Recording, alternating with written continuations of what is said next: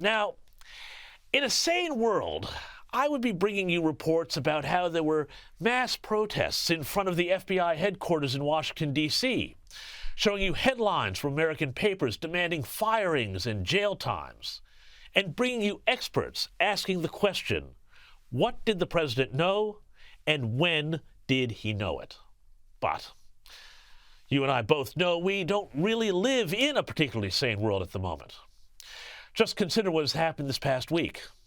In Washington, Special Counsel John Durham handed down a 306-page report, the final summation of his 4-year investigation into how the FBI handled allegations that we now know to have been completely bogus, that Donald Trump was somehow colluding with the Russians. What Durham found was not pretty.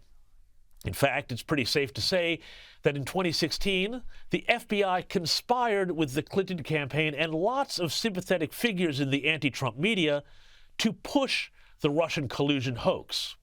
First to deny Donald Trump the presidency, and then, when that failed, to portray him as an illegitimate president. Oh yeah, remember this lunacy?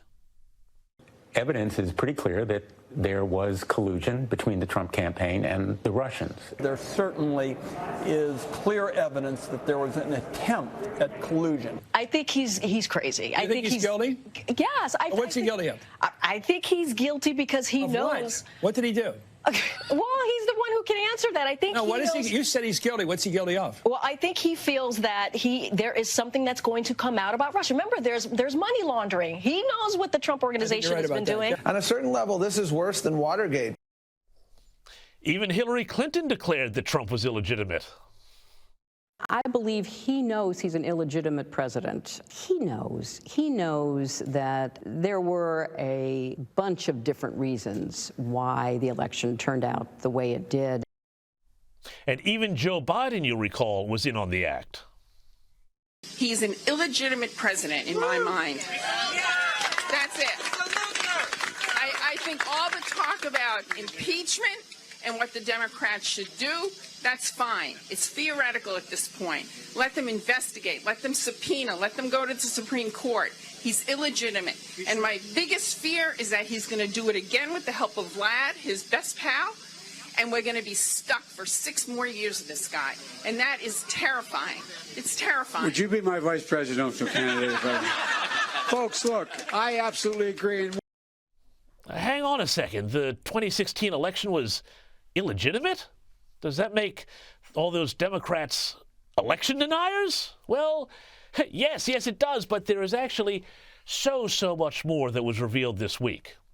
Among other things, we learned that despite the infamous Steele dossier, which was funded by the Clinton campaign and the Democratic National Committee, being an obvious pack of lies, the FBI decided to take the ball and run with it as far and as fast as they could to discredit Trump. Along the way, they spied on American citizens without good cause. The FBI also ignored the fact that Igor Danchenko, the guy who contributed about 80% of the brief to the dossier, was himself thought to be a Russian asset. That means that he was feeding Russian disinformation into the dossier in an attempt to smear Trump. But there's more, because this may be the most damning bit of the dossier, at least in my mind. The Durham report found that, quote, the speed and manner in which the FBI opened and investigated Crossfire Hurricane, that was the code name for the investigation, during the presidential election season based on raw, unanalyzed, and uncorroborated intelligence also reflected a noticeable departure from how it approached prior matters involving possible attempted foreign election interference plans aimed at the Clinton campaign, unquote. The Durham report went on to cite 3 examples of where the Clinton campaign was given preferential treatment. They got defensive briefings when there were claims of foreign interference against its campaign.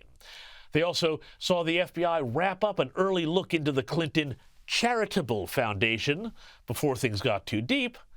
And the FBI also placed restrictions on how another set of funny money allegations were handled so that the investigation essentially would be forced to go nowhere. In other words, one rule for Republicans, one for Democrats, one for Trump, one for Hillary. Meanwhile, the Bidens have been credibly accused of taking dodgy money from Chinese and Ukrainian front companies. Hunter has taken video of himself committing all sorts of indictable offenses, and we know that the IRS has removed the investigative team looking into Hunter's tax affairs, likely as punishment for a whistleblower calling out the agency's handling, or rather mishandling, of the case. Now, this isn't partisan whataboutism. This isn't me saying, oh, well, look what they did to the other guys. This cuts to the very heart of the American system, which relies on everyone being treated equally. To be clear, we now have conclusive proof that the whole Russia, Russia, Russia thing was made up. In the process, it paralyzed the country, distorted foreign policy, and undermined trust in the system.